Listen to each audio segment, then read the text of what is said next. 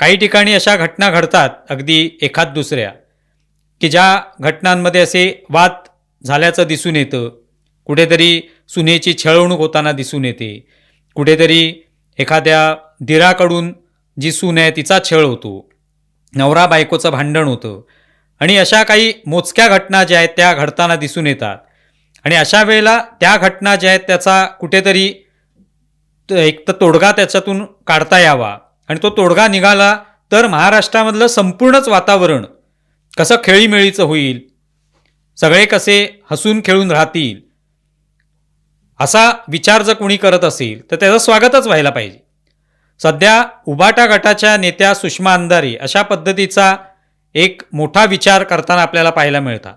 आणि त्यामुळे कुठेही छोटीशी घटना एखादी घडली तर त्या लगेच तिथे धाव घेतात आणि त्या प्रकरणाला सोडवण्यासाठी, ते प्रकरणातला गुंता जो आहे तो सोडवण्यासाठी त्या हिरिरीने पुढाकार घेताना दिसतात.